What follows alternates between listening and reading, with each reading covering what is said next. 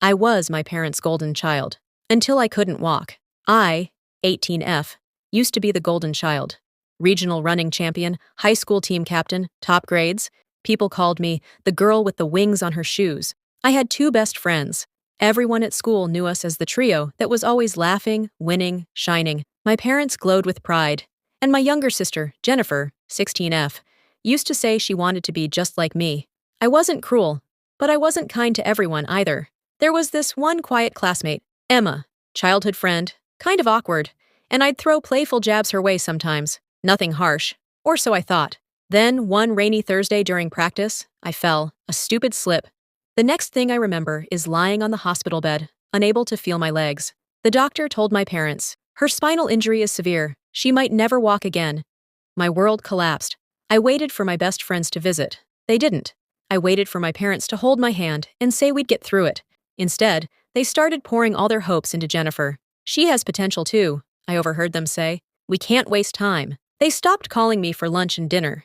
Instead, they just sent my food to my room, saying, it's more convenient for you. They asked me to stay home during family and social gatherings. Jennifer later told me they'd tell everyone. She doesn't enjoy these things anymore. Suddenly, my ideas didn't matter. My solutions, once praised as the best, were no longer even heard. It felt like I was starting to disappear. In my own home, Jennifer was still sweet. She'd sit with me, wheel me around the hospital garden, but she was being pulled away. Dance class, tutoring, track practice, all things I once owned.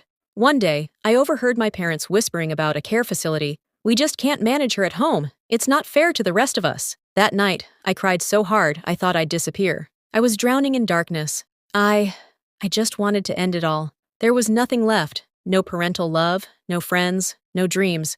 Not even myself. Then a young doctor, William, came in alone for a routine check. As he took my vitals, he said quietly, you know, I've seen patients walk again. Some doctors say it's impossible, but I've seen people fight back. The body listens when the will refuses to give up. Those words stuck. Coach started visiting too. He didn't say, I'm sorry, he said, the track misses you. It's still there. You just need to find your way back. When I returned to school in a wheelchair, people stared like I was a stranger. The same classmates who once asked for selfies now looked through me. My old friends had blocked me, said I was too much drama. Except Emma. She rolled me to class, helped me in the cafeteria, never once pitied me. At night, when no one cared, I started teaching myself exercises, watched YouTube videos, read recovery stories. I trained my legs like they still remembered how to move. Every time I failed, I picked myself up and prepared for one more try. Because it's my life, and this time, I want to live it for myself. 4 months in, I took my first step. It was difficult, painful. I fell down countless times, but each fall and every ache reminded me it was working. I wasn't a failure after all. 9 months later, I was running in the park at dawn every morning. No one knew. I didn't tell a soul. On my birthday, my parents forgot. Said Jennifer had an important meet. Emma and Jennifer celebrated with me anyway. Cake in the park, just the three of us. Then, the district competition arrived. I entered under a different name. Coach pulled strings. I told Jennifer, who told my parents she wanted to watch, just to get them there. When I rolled in on my wheelchair, everyone looked stunned. My ex-best friends whispered and laughed. Is she here to cheer from the sidelines? I said nothing. When my heat was called, I stood. Silence fell. I walked to the track, positioned myself, took a deep breath, and I ran. I didn't just run. I flew. First place. Finish line.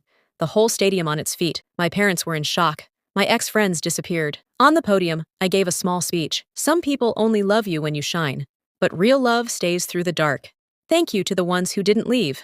To Coach, to Emma, to Jennifer, and to Dr. William, who reminded me hope is louder than any diagnosis. That day, I cut ties with the people who loved my success, not me. I used my prize money to rent a tiny apartment and started working toward nationals.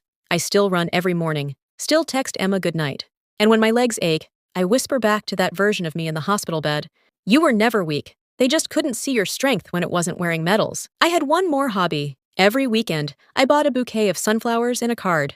On the card, I wrote, your light is inside you, not in other people's opinions. I also found stories of people who had beaten the weight of others' judgment with the strength of their own will, and I'd paste one of those stories onto the card.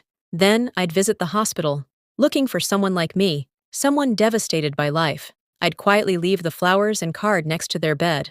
But not everyone fights darkness alone. I once saw a family who shaved their heads to support their child battling cancer. I saw a group of friends, each with a fake bandage on their leg, matching their injured friend in the same hospital room, laughing through the pain. But then, there are people like me. The ones no one shows up for, the ones who fight silently, invisibly. And now, let me introduce myself properly. I'm Sarah. I live inside a quiet life, and I've decided I want to keep living, not for anyone else, but for me.